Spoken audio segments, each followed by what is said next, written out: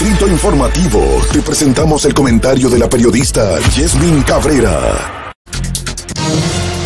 Bolsonaro fue la sorpresa en el día de ayer en las elecciones de Brasil. Fue subestimado por las encuestas que daban una diferencia con Lula da Silva de un 10 a un 15% y la diferencia solo fue de un 5% con el 99% de los votos escrutados. Jair Bolsonaro obtuvo un 43% y Lula da Silva un 48% en unas elecciones que fueron relativamente pacíficas. Solamente hubo un tiroteo por parte de un votante que irrumpió en un colegio electoral en Sao Paulo y hubo 2 heridos. Se dieron los resultados de una forma rápida, expedita, en una votación electrónica y Jair Bolsonaro respetó el resultado de estas elecciones, aunque previamente había dicho que desconfiaba del sistema electrónico en el país, que ya tiene 25 años implementándose. Inmediatamente dijo, hay voluntad de cambios, pero ciertos cambios pueden ser peores. Mientras Lula da Silva dijo, vamos a ganar, esto es una prórroga. Habría que ver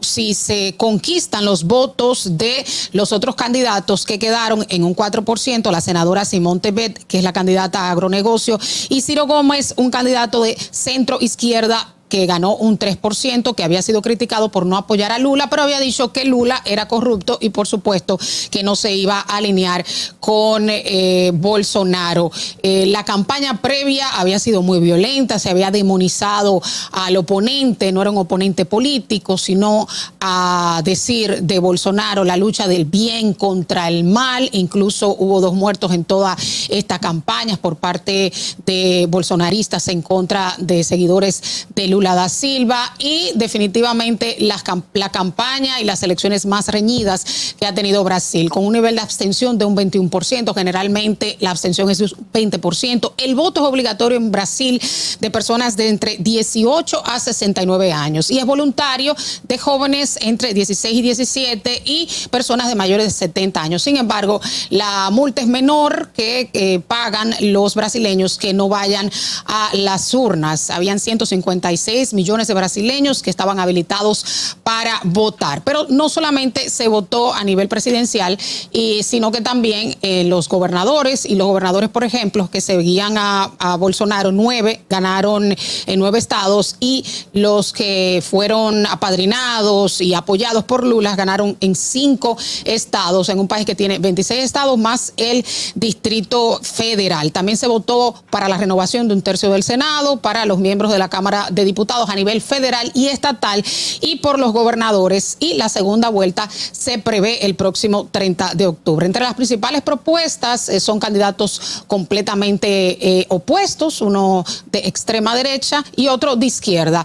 Lula da Silva viene con una coalición de 10 partidos y se mostró mucho más moderado. De hecho, su candidato a la vicepresidencia fue su otrora detractor, opositor de toda la vida en sus otros 2 gobiernos, que es de centro derecha, como una manera de alejar los miedos que había de que Brasil se fuera al radicalismo, a la izquierda federal. Lula da Silva simplemente en su campaña esbozó de que los brasileños van a vivir mejor, que va a aumentar el salario mínimo y que va a aumentar los impuestos a los más ricos, y recordaba con nostalgia el pasado en sus 2 periodos de gobierno, 2003-2010, en el cual Brasil vivió un boom económico, no precisamente por los programas de Lula da Silva, aunque manejó muy bien la economía con sus programas Bolsa Familia, en el cual una gran cantidad de personas pasaron de ricos a la clase media, pero también hubo un boom en los precios de la materia prima. Entonces, en líneas generales, Lula pues apelaba a ese pasado nostálgico sin dar muchas soluciones específicas. De su lado, Bolsonaro, su discurso siempre ha sido racista, muchas mujeres misógino, muchas mujeres lo odian también, xenófobo, con nostalgia hacia el pasado militar, mano dura contra la delincuencia, de la seguridad, garantizar la seguridad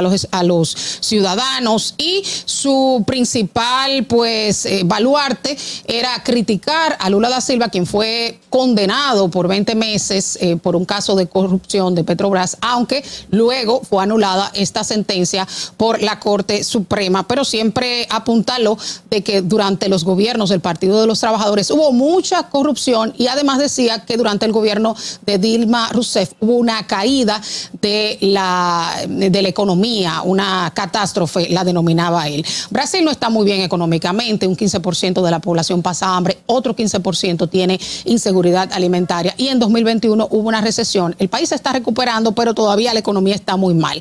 También se le critica a Bolsonaro el hecho de que no manejara bien la pandemia. De hecho, una de sus frases que decía era que eso era una gripecita y tardó muchísimo en comprar vacunas. De hecho, Brasil es uno de los países donde se verificaron más muertos en América Latina, a pesar de ser un monstruo en Sudamérica, y se habla de 685,000 muertes por COVID-19, y esto fue un tema recurrente en la campaña que utilizó Lula da Silva en contra de su oponente, diciendo que era un genocida y que también se estaba jugando el fascismo contra la democracia.